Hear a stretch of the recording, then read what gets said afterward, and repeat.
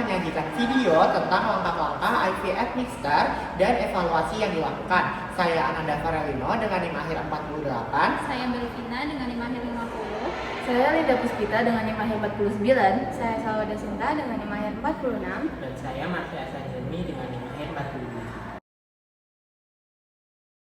Selamat pagi Bu, gimana keluhan hari ini? Apa yang masih dirasakan? Pagi dok, hari ini saya masih ngerasain nyeri sampai ulu dada. Terus juga kerasa mual gitu dok. Untuk nyerinya apakah masih sering terasa? Masih dok, terutama pas perut kosong dan nyerinya itu bisa sampai ke ulu dada. Oh begitu, baik Ibu, nanti akan saya buatkan resep ranitidin infus dan nanti akan saya berikan ke bagian farmasi. Baik dok, terima kasih. Sama-sama.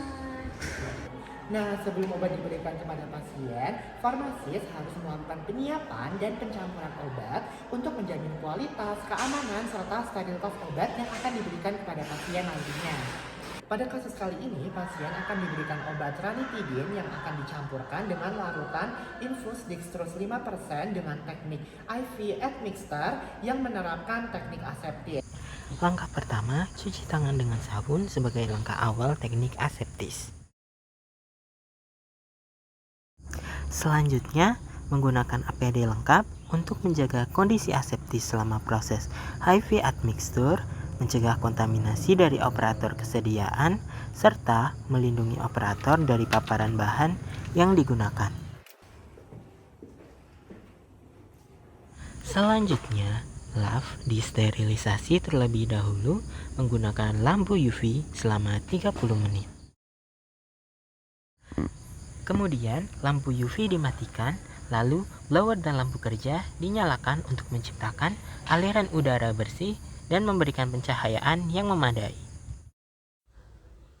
Selanjutnya, permukaan meja kerja LHF dan juga tangan dibersihkan menggunakan alkohol 70% untuk menciptakan area kerja yang aseptis sebelum proses IV admixture dilakukan.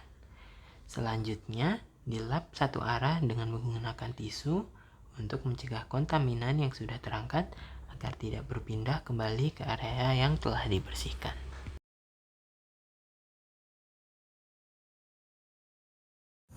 Sebelum dimasukkan ke dalam LHF, alat dan bahan yang diperlukan disemprotkan terlebih dahulu dengan alkohol 70% untuk mengurangi kontaminasi mikroba yang terbawa dari luar, sehingga kondisi aseptis di area kerja tetap terjaga.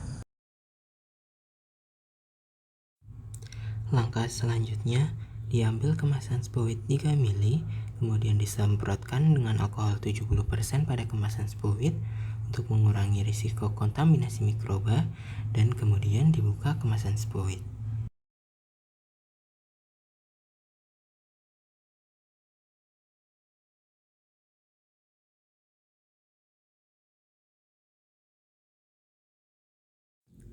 Langkah selanjutnya, disemprotkan alkohol 70% pada kemasan ampul ranitidin untuk mengurangi kontaminasi mikroba.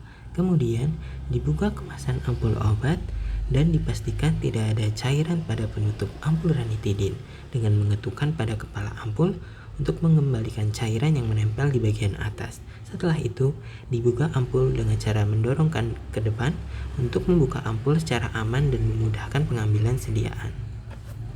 Selanjutnya, dibuka tutup spuit agar spuit dapat digunakan untuk pengambilan larutan obat. Kemudian, dikeluarkan udara yang tertinggal pada spuit untuk mencegah masuknya gelembung udara saat pengambilan larutan.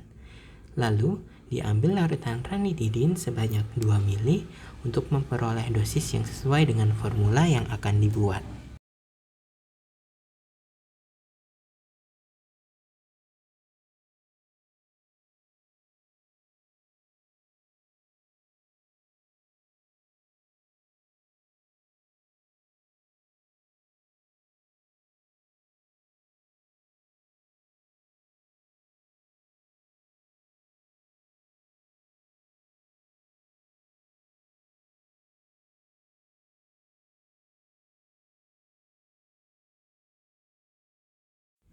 Kemudian ditutup spuit untuk menjaga sterilitas larutan yang telah diambil.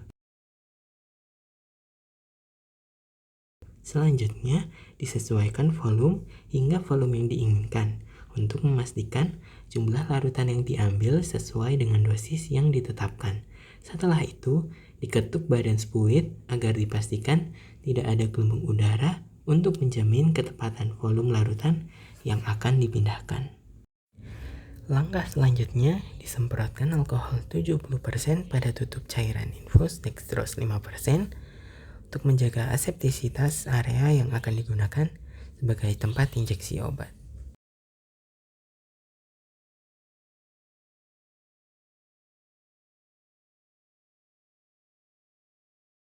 Kemudian, diinjeksikan ranitidin ke dalam infus pada tulisan in untuk memasukkan obat ke dalam cairan pembawa sehingga terbentuk sediaan IV admixture.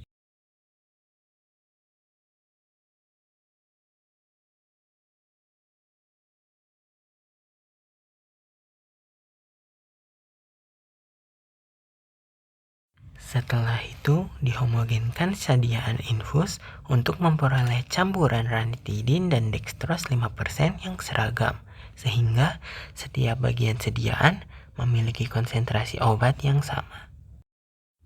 Selanjutnya, disemprotkan alkohol 70% pada kemasan spuit 10 ml untuk mengurangi kontaminasi mikroba pada permukaan kemasan.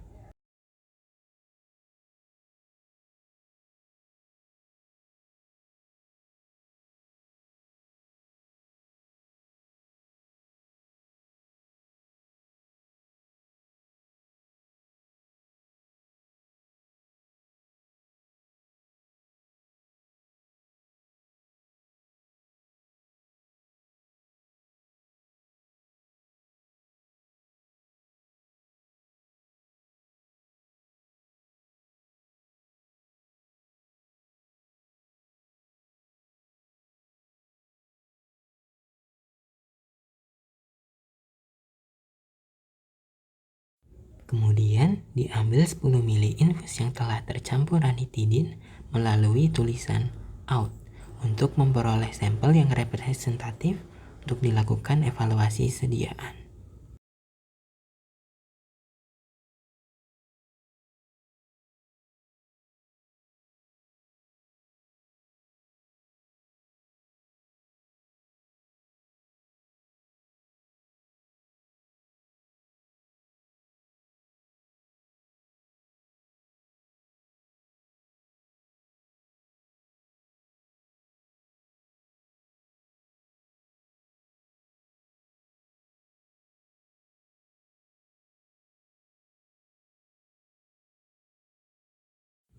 Lalu disesuaikan volume pada spuit hingga volume yang diinginkan untuk memastikan volume sampel yang digunakan dalam pengujian sudah sesuai.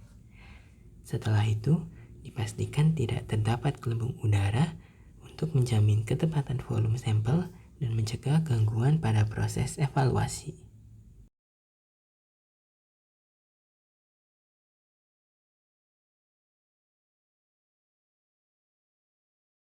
Setelah selesai, dibersihkan area kerja dengan alkohol 70% untuk mengurangi kontaminasi mikroba yang mungkin tersisa setelah proses IV admixture.